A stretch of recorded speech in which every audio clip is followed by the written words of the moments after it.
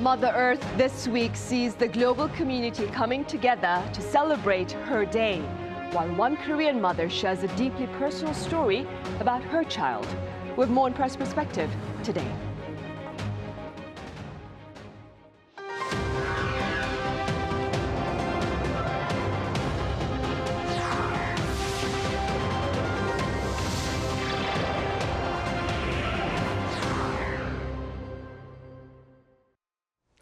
Welcome to Wednesday's edition of Press Perspective. It's April 23rd here in Seoul. I'm Min Sun-hee. It's that time of the week during which we touch upon a collection of diverse social issues here that made international headlines as well. For this, I have Celio Fioretti with French daily Croix here in the studio. Celio, welcome back. Glad to be here. I also have writer Colin Marshall with the pundit's take on today's topics. Colin, it's good to have you here as well. Thanks for having me. Colin, we will start with you. So amid events to celebrate Earth Day this week, there have been a number of reports here about the extreme weather becoming a new normal for South Korea, which is also the case for quite a number of other countries worldwide, of course. Earlier this month here in Seoul, we saw the first mid-April snow for the capital city in over 100 years, I hear. What has been your experience with extreme weather here in the country? That was striking, the return of the snow. And it was just before I left for a few weeks for Canada. So I was thinking, well, it's winter in Seoul. Then I left for Toronto and there was more winter. And then I came back and it's weather like this. It's really pleasant. Like, it's nice now. And it's easy to forget Korea has these periods when it's pleasant outside, good for walking, good for whatever you want to do in the open air, as long as the air quality is good. But Korea is known for its extreme weather. It already was known for its extreme weather. A lot of people who are not native to Korea, or even some who are, complain about the weather. It's their main problem. It's too hot in the summer, too cold in the winter. I myself, despite having moved from Los Angeles, where the weather doesn't vary that much, I don't mind it. I actually don't mind a cold winter and a hot summer, but you know, those can only get so extreme before you do start minding. And in the Korean media, there have been stories that come up every year now, it seems, tallying up the deaths that can be attributed to climate change, in the sense of, well, if there was a flood that might not have occurred without climate change, then that is counted as a climate change death if someone drowns, or heat-related deaths, or if a structure collapses because of a large snowfall that plausibly was caused by climate change. There is sort of a fuzzy border here as to what can and cannot be attributed to climate change, but I think it's the disagreements that happen over climate change are less whether it's happening than what to do about it. That's a whole different story. But I think we'll see more attention paid to these kind of stories as time goes forward. But there was a notable quote in one such story from a Korean climate scientist, I believe, and he was saying, Korea is actually down to almost 2 seasons. Any foreigner living here will they'll at least smile, maybe laugh when they hear the expression 4 distinct seasons. Korea is the land of 4 seasons. They're all different. They're not the same as each other. Well, 2 of those seasons, spring and fall, seem to be getting shorter. And summer, according to this climate scientist, starts now. It runs from April through November, according to him, which seems extreme. But by that standard, we're in the summer now. So I hope you're all enjoying your summer so far in April. Right. Celio, last year, Korea welcomed its first climate litigation ruling of its kind here in Asia, of course. Could you remind us a bit about that ruling by the Constitutional Court, including its relevance, and what revisions have been made since that particular ruling last year? Well, about a year ago, as you mentioned, South Korea Constitutional Court made a big ruling that local climate activists called a landmark decision. The court decided that part of the country's climate law didn't protect the constitutional rights of the future generation, especially because there weren't any legally binding targets for carbon greenhouse gas emission. That, they said, unfairly pushed the burden onto future generation. This ruling came out after 4 years of legal battles, which started back in 2020 when a group called Youth for Climate Action filed a lawsuit. They argued that the government's weak climate targets were violating people's basic rights, especially young people. The case eventually brought together 255 plaintiffs, including children, babies, and even a fetus, to show how climate policy affects generations to come. In the end, the court gave the government and National Assembly until February 2026 to update the law with those long-term goals. It was a move similar to what Germany's German court had done a few years earlier. Activists said it wasn't the end, it was the beginning of a stronger push for serious climate action, and we have seen many legal action taken against states or corporations all around the globe. The number of climate lawsuits filed worldwide had reached 3,800, and 2/3 of them only in the US. Even though South Korean Constitutional Court made a big ruling on climate last year, the truth was that most climate lawsuits in the country still are not getting much traction in the courts or even in the government. And it's not really surprising because these lawsuits, climate-related lawsuits, are not really about legal violation. It's more about the law not being fully enforced or properly enforced. So it makes hard to really define someone guilty of a violation, a clear violation. Part of the problem was a lack of strong rules from lawmakers and government to really establish the boundaries of the laws and targets. And ironically, that's where the Constitutional Court step in to clarify the situation. In the end, climate lawsuits are not pointless, even though it's a bit hard for them. They don't always result in legal victories, but the goals are elsewhere. It's more about raising awareness to a broader audience. It could be the government, of course, but also just the general opinion to maybe be more careful about the environment for their own sake. Right, definitely raise greater awareness and of course seek to rally greater action then with regard to climate change. So Colin, while the government here has yet to strengthen its strategy against climate change, its policy against food waste, it continues to gain quite a bit of applause, and one pundit believes that Mongolia can take a few lessons from South Korea. Do tell us a bit more about this. Yes, this was a piece published in The Diplomat, an English language paper / website that covers certain regions of Asia, including Mongolia. And this piece, written by a Mongolian, was holding up South Korea as a model for what Mongolia can do to get more recycling going, to get its recycling programs up and running. It doesn't have anything like the scale of South Korea, and a lot of landfills are being filled there, simply being filled with no sort of additional processing, just throwing the garbage into a hole in the ground, which was the way everybody did it for a long time, was the way Korea did it, the way the US did it. But that's changing with technology that makes recycling possible, reuse possible, that makes it possible to extract materials that can be reused, and so on and so forth. That keeps advancing. I believe South Korea has a target to recycle all electrical and electronic products. Both of those are covered. I'm not totally clear on the difference, by 2028. So it's ambitious. Mongolia does not quite have those same ambitions, according to this writer. But there are various different sectors in which they could do it. Mongolia it's comparable to Korea in some ways, not so comparable in other ways. I mean, it is a country in Northeast Asia. There's a big economic relationship, a strong economic relationship between Mongolia and Korea. If you go to Ulaanbaatar, you'll see many Korean cafes, you'll see Korean businesses, some of the cab drivers speak Korean. That's a sign that there is a relationship here, that the countries are learning from each other, are trading, of course, and they have things to provide to each other. But of course, Mongolia's economy is different than Korea's. It's mining may be the biggest sector in that country, which is not the case in South Korea.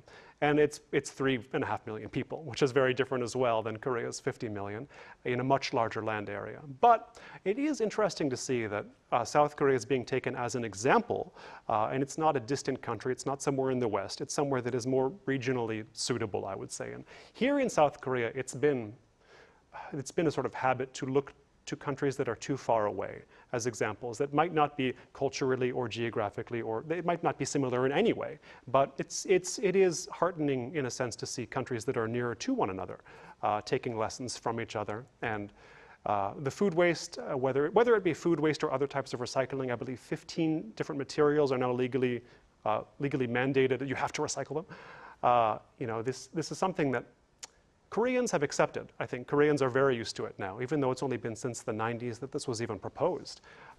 And they don't always love the process of sorting the recycling, but it's really been taken to heart in a lot of ways by the Korean population. Foreigners, they take a little while to get used to it, especially the food waste disposal.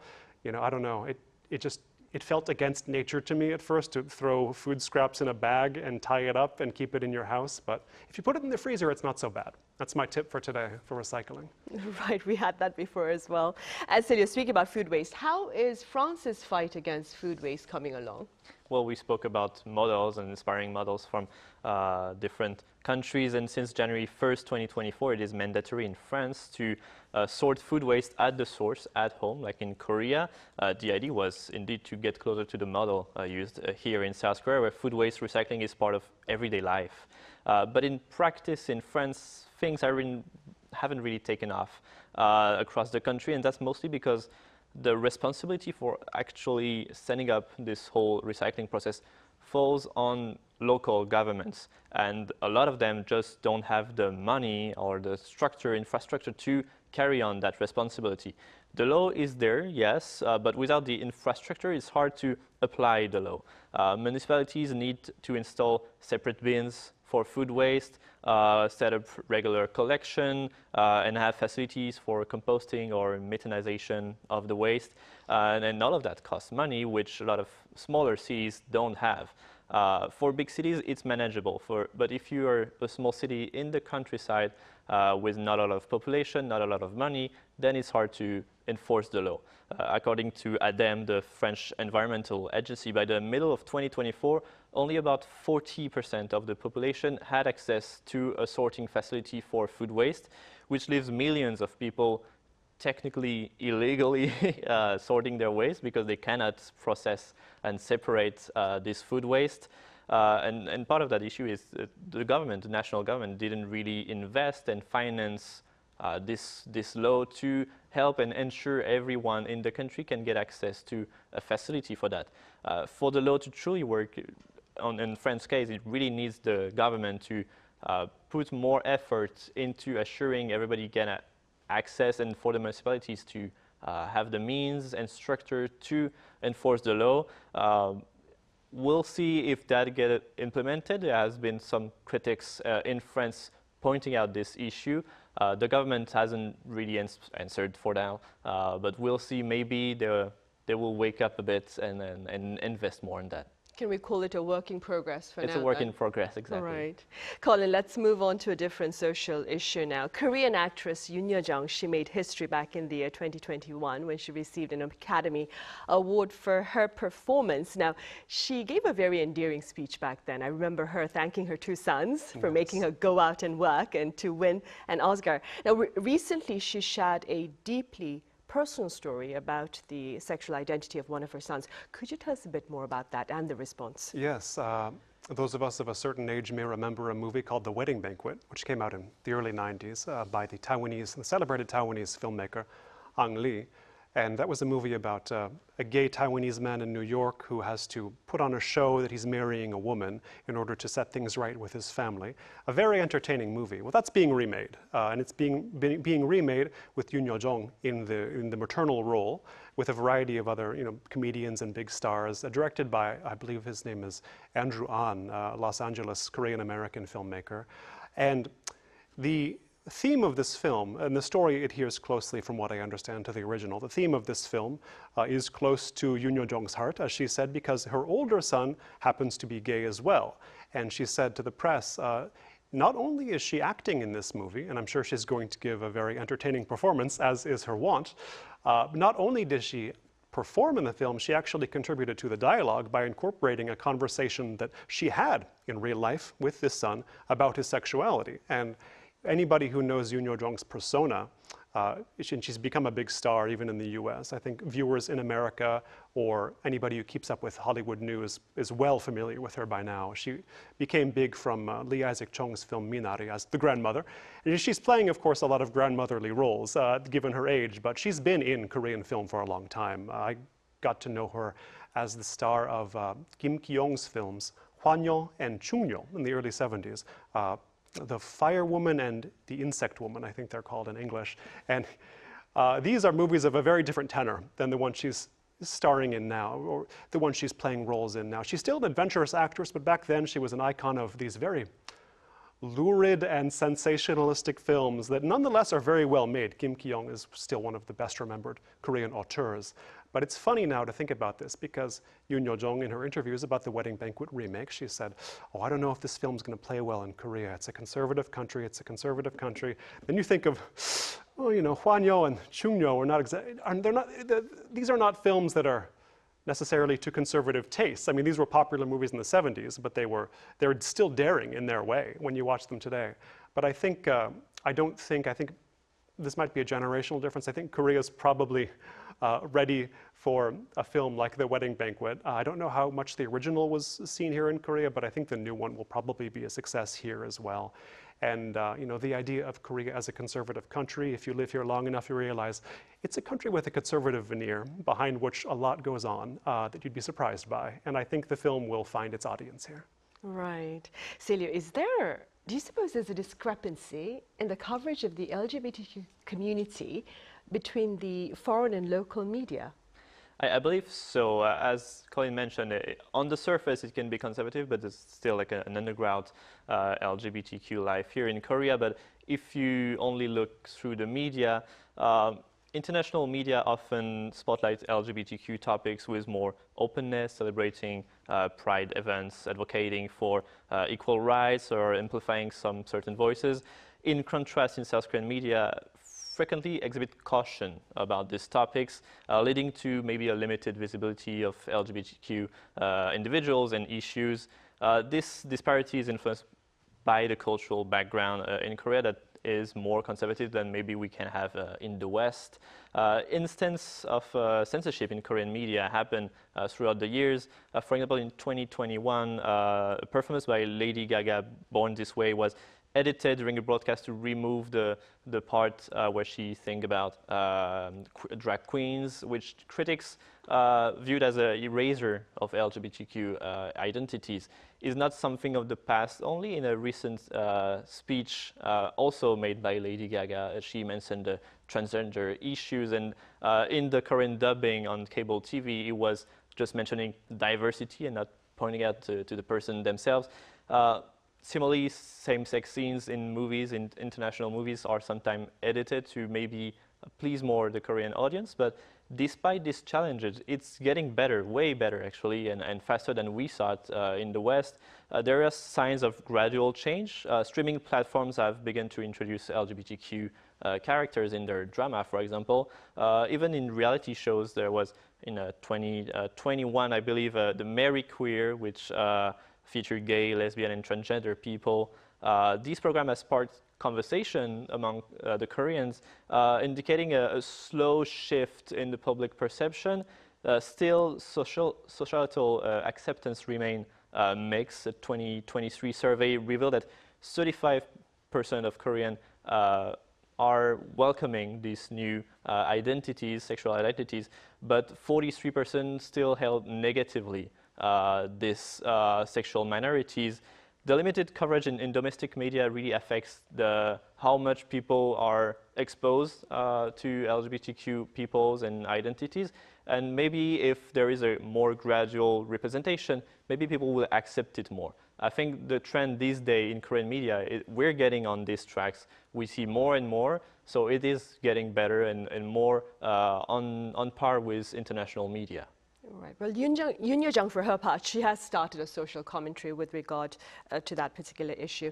Celio, just last week, Colin was here, and we were talking about the importance of promoting accurate information about the Korean history. Now, a recent government audit found that quite a number of Korean embassies in foreign countries have failed to correct false information about Korea and its history in foreign textbooks. Could you tell us a bit more about this reality? Indeed, the South Korean embassies have come across a lot of criticism recently for not doing enough to correct some pretty wild errors found in foreign textbooks about Korea.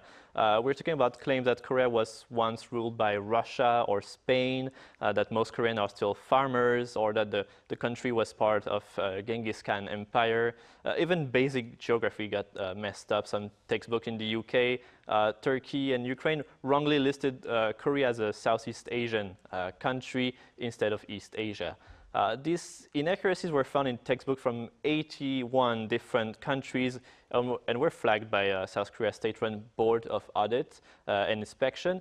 What's frustrating is that embassies were apparently notified a while ago about these errors, but some as far as 2021, but didn't really follow up or push for correction in the countries like they're supposed to.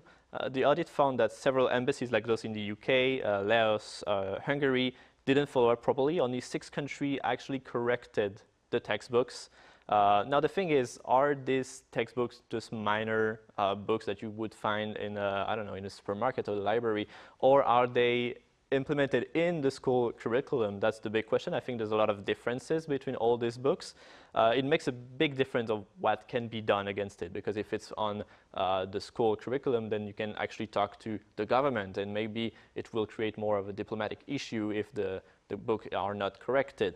Naturally, I think these errors don't come from a mean intention against Korea. I think it's mostly books that have been hastily made, or maybe some errors in the translation, sometimes from English or Korean to the language. But it's still what a lot of people call here a serious failure of the diplomatic corps in Korea abroad, which needs to have more effort fighting misinformation about the country. I have to say the French embassy, the Korean embassy in France is doing quite a good job, because if there's error, they quickly call the person that made the error to fix it. So I think in France, at least, they're doing a good job about it. But it's a problem we see also between Korea and Japan, when Japan published a new textbook omitting often some atrocities that were committed in Korea. The Korean government reacted really quickly to mention that there should be some correction now. It's up to the Japanese to change it or not. But at least it's something that Koreans are aware, and the Korean government here in Korea really push for it. We'll see if now that this wake-up call has been made, that maybe the embassies will follow up on this abroad in other countries. Right, for sure, hopefully. Well, I'm afraid that's all the time we have today. Celio, as always, thank you very much for your time and your thoughts. And Colin, thank you very much for your insights. Thank you. Right, on that note, we end this edition of Press Perspective. Thank you for watching, and do join us again same time tomorrow.